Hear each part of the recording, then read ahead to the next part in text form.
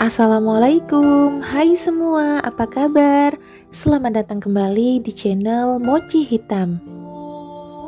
Seperti biasa, channel ini akan membahas seputar misteri, tragedi, dan kriminalitas yang terjadi di sekitar kita.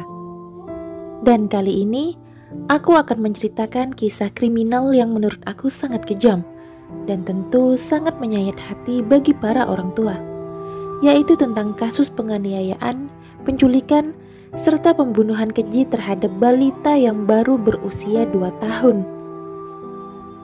Tidak berlama-lama, yuk kita langsung bahas bersama.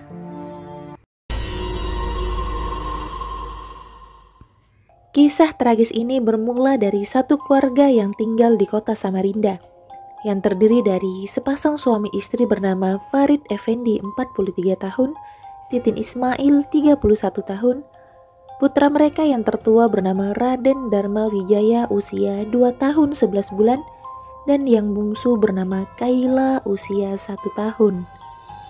Satu keluarga ini memiliki usaha obat herbal tradisional resep turun-temurun keluarga dan sudah dipasarkan sejak tahun 2000. Dan di saat itu, ada seorang pembeli yang mengirim pesan singkat melalui Messenger di Facebook. Pembeli ini mengaku berasal dari Provinsi Jawa Tengah, tepatnya di kota Demak. Si pembeli merasa cocok dengan obat herbal yang dijual oleh pasangan suami istri ini. Saat itu, transaksi pembelian pun berlangsung tanpa ada kendala. Pasangan ini pun menjadi akrab dengan sang pembeli yang mengaku bernama M. Nasirun.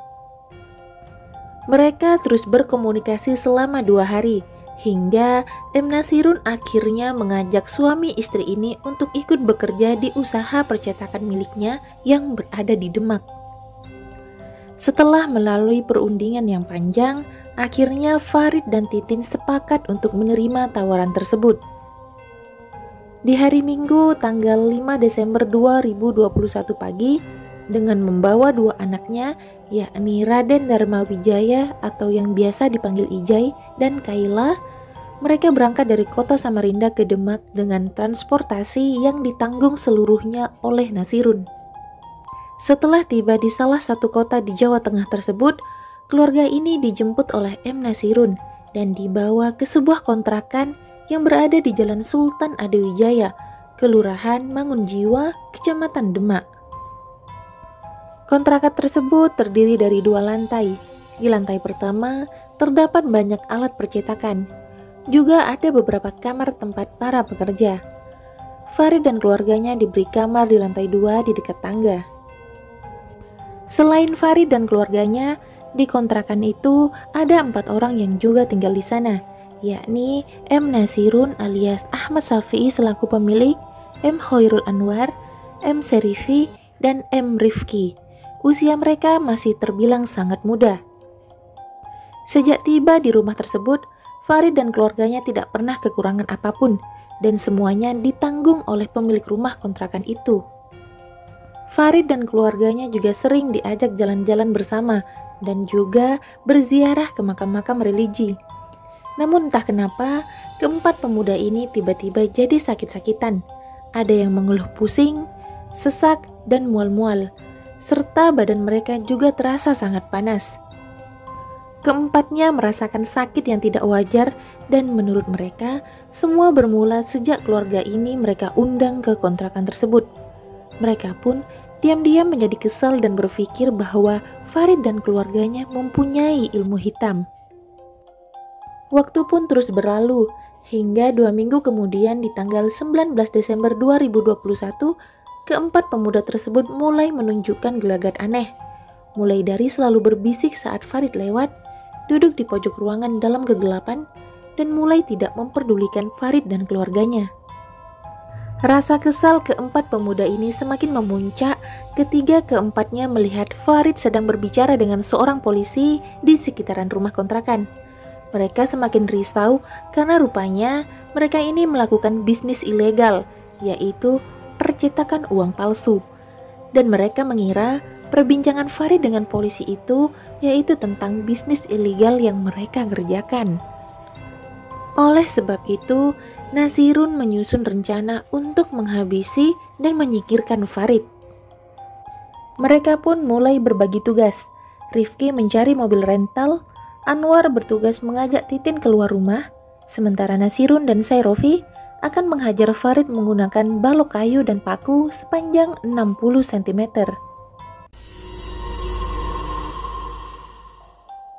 Di hari kejadian, siang itu tanggal 21 Desember 2021, Titin merasa anak bungsunya yang bernama Ijai menunjukkan gelagat aneh. Mulai dari menghabiskan 2 tandan pisang, menyusun rapi seluruh mainannya, lalu tertidur pulas di samping sang ayah. Sekitar pukul 4 sore, Titin terbangun dari tidurnya, sebab anak perempuannya yang bernama Kayla kembali rewel karena memang sedang tidak enak badan. Ketika keluar dari kamar, Anwar tiba-tiba datang dan menawarkan diri untuk menggendong Kayla dan mengajaknya berbicara sambil mencari obat. Titin pun setuju dan mereka menuruni tangga kontrakan bersama Anwar. Saat itu Titin berpapasan dengan Sairofi yang menaiki tangga kamar mereka dengan menggunakan jaket dan celana panjang hitam. Namun ketika Titin sampai di pagar kontrakan, terdengar teriakan sang suami dan disusul dengan teriakan tangis dari anaknya yang bernama Ijai. Dengan cepat, Titin kembali masuk ke dalam kamar kontrakannya, dan di sana dia melihat kepala suaminya sudah mengeluarkan banyak darah. Sementara itu, nampak Sairofi yang masih memegang balok kayu yang di ujungnya tertancap beberapa paku sedang bersiap menyerang Titin. Saat itu, Titin mengumpulkan keberaniannya dan berhasil menendang Sairofi hingga ke depan pintu. Karena khawatir anak Farid menjadi saksi atas penyerangan itu, Nasirun berniat menculik kedua anak Farid dengan cara membawa keduanya ke dalam mobil. Saat itu, Titin tersadar karena tidak lagi mendengar suara tangisan anaknya. Titin pun seketika berteriak kepada Farid untuk menyelamatkan anak-anaknya yang rupanya telah dibawa oleh kedua pemuda ini menuju ke sebuah mobil Avanza yang tiba-tiba sudah terparkir di depan kontrakan. Sementara itu, Farid Effendi yang terluka parah masih berupaya turun dari tangga menyelamatkan anak dan istrinya, hingga akhirnya dia pun terjatuh dan pingsan. Di tengah kepanikan itu, Titin seorang diri berusaha mengejar kedua anak-anaknya. Ia berhasil menyelamatkan Kayla. Namun, Ijai berhasil dibawa kabur oleh keempat pemuda itu. Saat itu, Titin mengaku berteriak-teriak histeris meminta tolong. Namun menurutnya, orang-orang sekitar seperti tidak peduli dan tidak ada yang datang menolong. Di tengah kepanikan memikirkan Ijai yang dibawa oleh pelaku, Titin mulai tersadar bahwa sang suami juga memerlukan pertolongan, dan dia pun bergegas menghubungi ambulan dan melapor ke polisi. Lalu bagaimana dengan nasib Raden Dharma Wijaya yang biasa dipanggil Ijai yang berhasil diculik oleh keempat pelaku? Mereka mencoba untuk membekap mulut Ijai, tapi tidak berhasil. Karena semakin kesal, mereka menyayat leher Ijai menggunakan pisau dapur yang sudah dipersiapkan, hingga Ijai kecil pun meninggal dunia. Selanjutnya, tubuh mungil Ijai dibungkus menggunakan jaket salah satu pelaku dan dibuang ke tempat sepi di sekitaran desa Sidoharjo, Kecamatan Guntur, Demak. Sementara, untuk menghilangkan jejak, karpet mobil yang terdapat darah korban mereka cuci dan dibuang di pinggir jalan. Keesokan harinya di tanggal 22 Desember 2021, ditemukan mayat seorang balita laki-laki berusia 2 tahun di semak-semak dengan kondisi leher yang telah tersayat-sayat. Setelah diidentifikasi, terungkaplah bahwa itu adalah jenazah Ijai, anak bungsu keluarga Farid. Berdasarkan laporan dari Titin, juga temuan mayat anak kecil oleh warga, tim Resmob dipimpin langsung oleh Kasat Reskrim AKP Agil Widias langsung melakukan pengejaran kepada pelaku, hingga keempat warga Bonang itu tertangkap di persembunyian mereka di Ngalian, Semarang, dan Kendal. Para tersangka terancam hukuman seumur hidup atau penjara selama-lamanya 20 tahun karena terbukti melanggar pasal 340 KUHP tentang pembunuhan berencana, pasal 170 tentang pengeroyokan, dan pasal 80 ayat 3 nomor 76 serta UU nomor 23 tahun 2002 tentang perlindungan anak. Menurut teman-teman, apakah hukuman 20 tahun sudah pantas untuk para pelaku? Ataukah mereka pantas mendapatkan hukuman yang lebih berat lagi? Silahkan tuliskan pendapat kalian di kolom komentar ya. Dan tidak lupa, aku ucapkan bela sungkawa yang sebesar-besarnya untuk Bapak Farid sekeluarga. Semoga selalu diberi kesabaran dan ketabahan yang luar biasa, dan semoga kejadian serupa tidak akan pernah terulang kembali.